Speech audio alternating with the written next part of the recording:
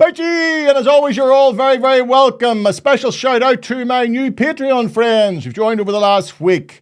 And those members are Louise Patterson and E. Weir. You're very welcome. Thank you very much for joining our little group and signing up. And for those who have yet to join our merry little crew, you will get first access to all the nonsense I post. And once I finish writing this year's stand-up show, I'm going to be doing interviews which will be exclusive to my Patreon friends. So, if you'd care to support an old comic as I comfort the afflicted and afflict the comfortable, then joining me on Patreon is the way to go. So, it's Christmas shopping time, and we all know how difficult it is to get parking in Belfast this time of the year.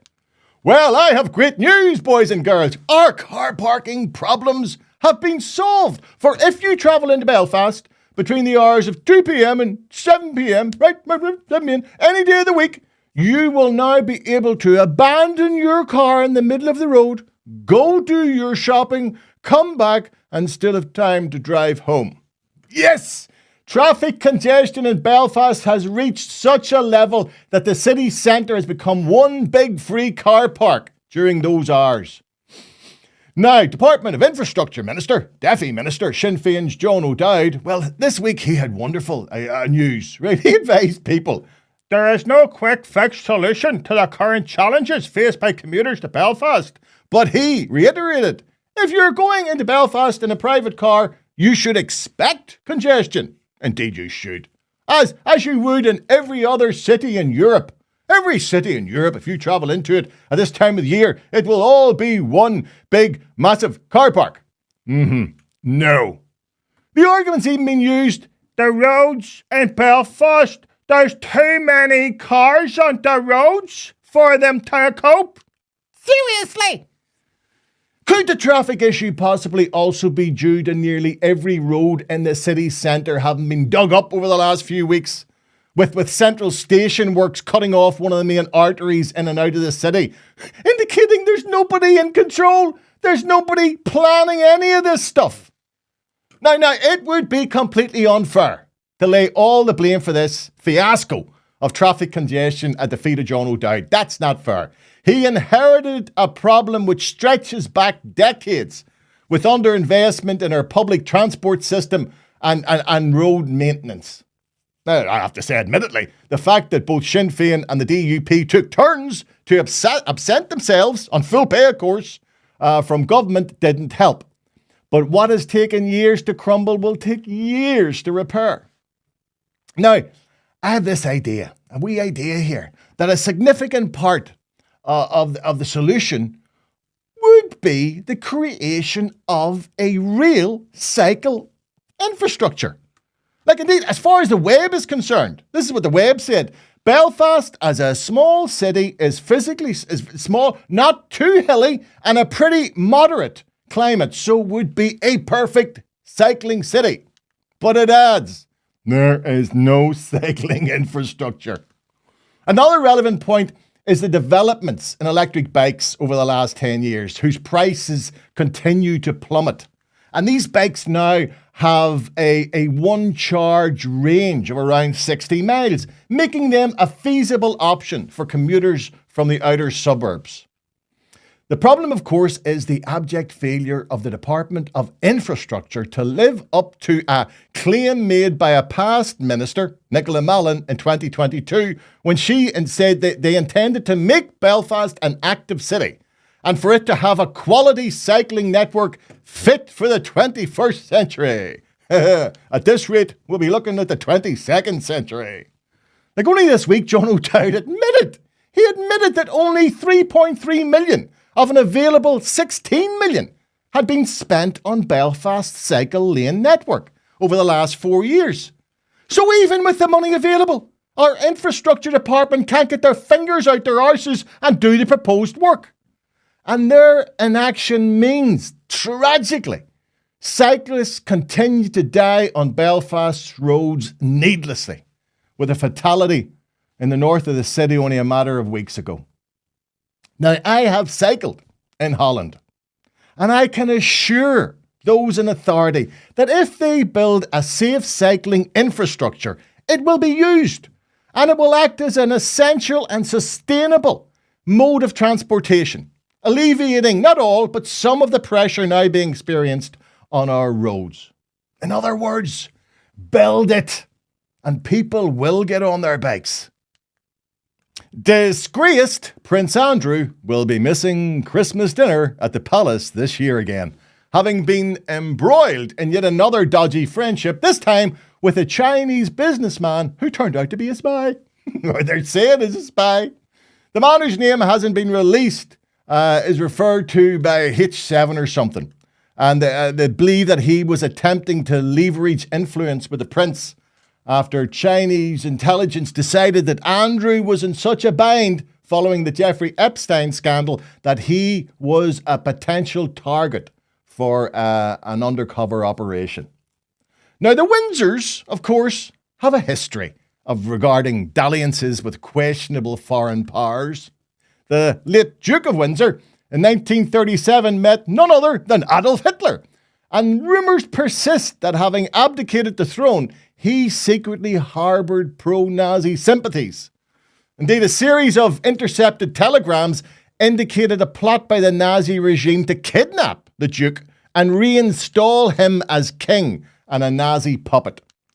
Now, while the telegrams were denounced as phony, Winston Churchill took them to heart and took no chances, informing then-President Eisenhower in 1940 that the Duke of Windsor had been appointed, you know whither, Governor of the Bahamas, in order, and I quote, to get him away from Europe and beyond the reach of the enemy. Now, disgraced Prince Andrew should feel lucky that the British Empire has shrunk dramatically, for if it hadn't, there's no doubt he'd find himself governor of some wee island on the other side of the planet. I have to say, I find much of the coverage of this incident, it reeks of xenophobia, in that China has done nothing that the UK wouldn't do in similar circumstances by attempting to gain influence via espionage. And in my lifetime, China has transformed itself from being a poor agrarian society into one of the manufacturing powerhouses on the planet.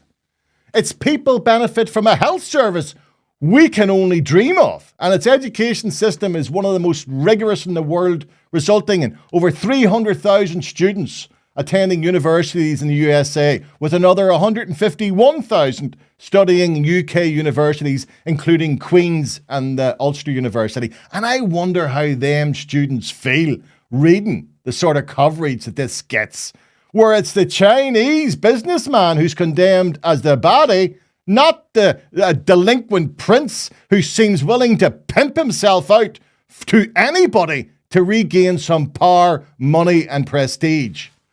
Do not get me wrong, I am not a cheerleading here for the Chinese Communist Party. Far from it. Do you know what I mean? Their treatment of the minority Islamic Uyghur people is a cause for international concern. But neither will I be led by the nose to view 17.5% of the world's population as what was once derisively called the Yellow Peril. It can be seen indeed as a remnant of colonial arrogance to believe that all nations must accept our political system as being preeminent. Indeed, the last decade has laid bare the limitations of democracy, proved by the election of Trump in the US and a resurgence of the far right in both Europe and across the world. And let me tell you something. See, honestly, if I had to choose between a Chinese man who's risen to prominence due to his abilities and hard work over an English prince whose only claim to prominence came due to the luck of the bed into which he was born, I know which I choose every day of the week. It was a momentous week for the people of Syria, who finally have escaped from the homicidal rule of the Assad family after Bashar al-Assad and his London-born wife Asma fled the country to live in exile in Russia. The conflagration in the Middle East saw Assad's Russian backers distracted by the war in Ukraine, with other support from Hezbollah and Iran diminished after attacks by Israel. The collapse of Assad's regime was dramatic, in that in 1 week, the forces of HTS, led by Abu Muhammad al-Golani, swept from the north of Syria into the centre of Damascus. It's interesting that al-Golani was designated a terrorist by most Western countries and indeed had a bounty on his head of somewhere around $10 million due to his organisation's early links with Al-Qaeda. Now, those links, we're told, were subsequently cut, and Golani claims to want to govern all Syria, where all sections of its society are represented. It was very weird that within hours of his victory, both the UK and the USA were scrambling to set up communications with the new leadership, proving that a guaranteed way to stop being a terrorist is to win. As for Bashar al-Assad and his extended family, well, they're now the ones with a bounty on their head, with their survival depending on the continuing rule of Vladimir Putin, a man much diminished following the continuing war in Ukraine and his now very unwise escapade in Syria. My thanks to my friends in the Irish News who kindly featured my upcoming tour in this weekend's edition. In the capable company of the very funny Terry McHugh, a man whose duties now extend from being my opener to being my carer, we're hitting the road again, beginning with the Marine Hotel in Ballycastle on December the 27th. This year's tour has the theme of technology, artificial intelligence and all that stuff. I thought it was being very clever, calling it the Alternative Intelligence Tour. But after it had passed through the hands of my agent, that somehow was changed to the Absent Intelligence Tour, which I suspect indicates what he really thinks of me.